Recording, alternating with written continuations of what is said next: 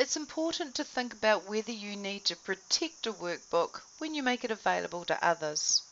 I'm first of all going to go to the sheet called Second VLOOKUP. So I'll right click the triangles in the lower left here. I'll choose Second VLOOKUP and OK.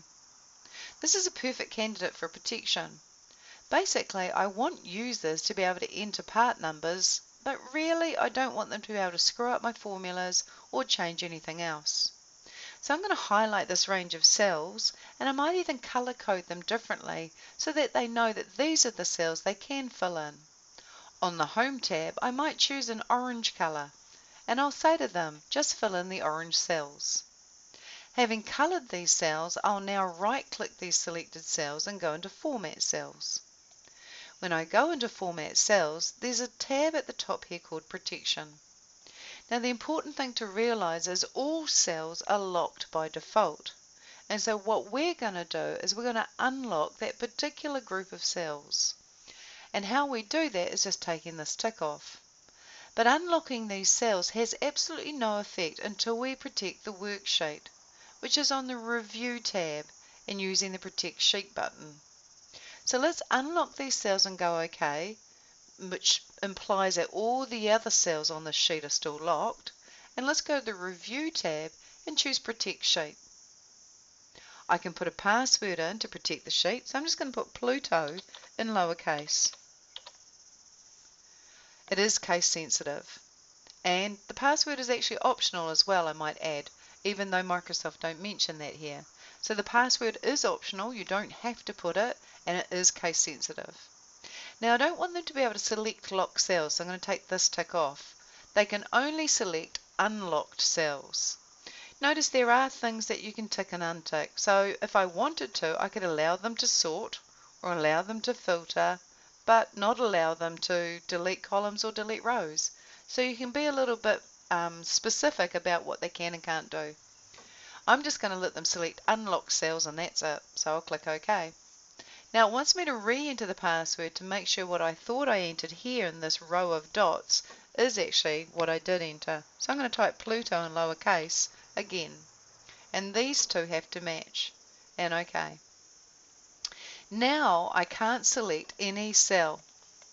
These are all locked except for the ones I unlocked. So now I can enter in data here and my formulas and everything work, but I can't screw up my formulas because I can't click on these cells, and I can't screw up the parts list either. So that's the first level of protection, is to unlock cells and to protect the sheet. There is a second level of protection, and that's to protect the workbook, and particularly the structure of the workbook. The reason for this is somebody could still come along and right-click Second VLOOKUP and delete the sheet. And if they delete the sheet, I'll lose all my work. So to stop them from being able to delete the sheet, or move the sheet to another file and no one can find it, or rename it, or hide it, or anything like that, I protect the workbook. I'll protect the workbook, and here Microsoft does mention the password's optional, and it's still case sensitive, so I'm going to put Pluto again in lowercase. And OK. So now when I go to right-click Second VLOOKUP, I can't delete the sheet, I can't move it to another file, I can't hide it, I basically can't change the structure of the workbook. So it only takes a few seconds, but it can save you a lot of time rebuilding it if somebody screws it up. The third level of protection is to protect the file. If I'm going to email this file or give this file to somebody, I may want to password protect it that people that don't know the password can't open it. This is all in the saving. When I go File, Save As, you'll find that there's a Tools button in front of the Save button. When I go to the Tools button and choose General Options, this is where you can put a password. I could put a password that they can't open the file unless they know the password, and or I could put a password that they can change the file or modify the file unless they know the password. So you can use one or the other or both.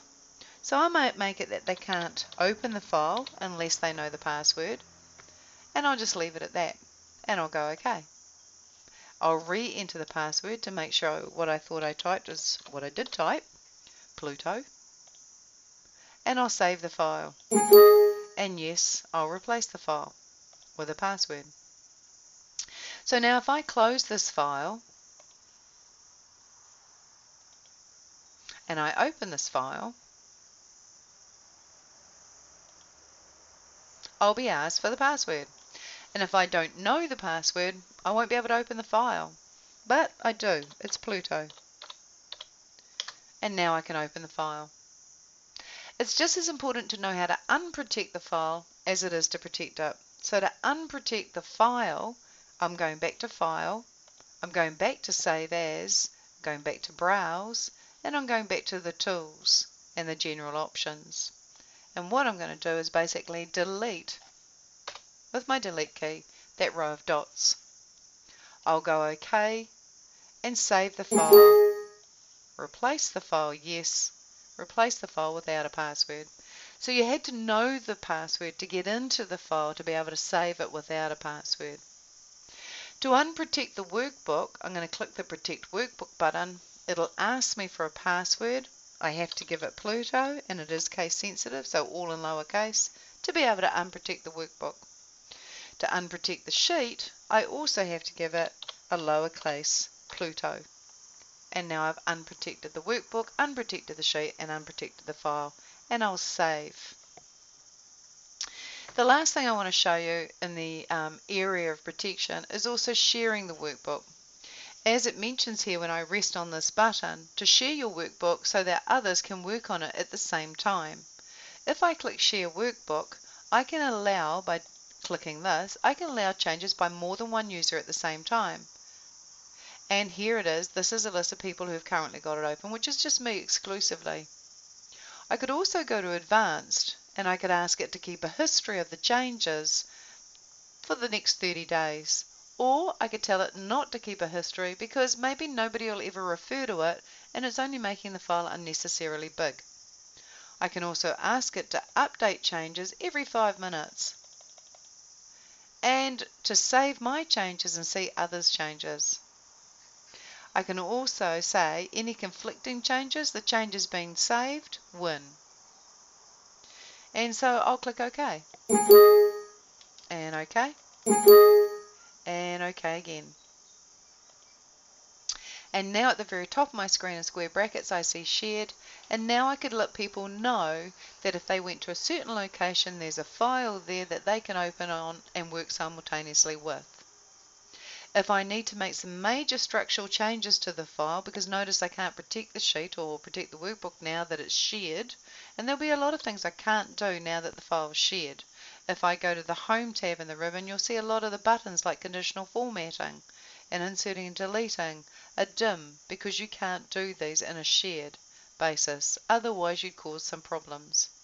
So to unshare it, I'll go to the Review tab, click the Share Workbook button, go to Editing, check who's in there, ask them by ringing them or emailing them or Skyping them and ask them to get out of the workbook, and then ultimately I'll untick this, which means I no longer will allow changes by more than one user, and I'll go OK and yes to all the messages and OK to all the messages that come up, and you'll notice shared has disappeared from the top of my screen and this file is no longer on a shared basis.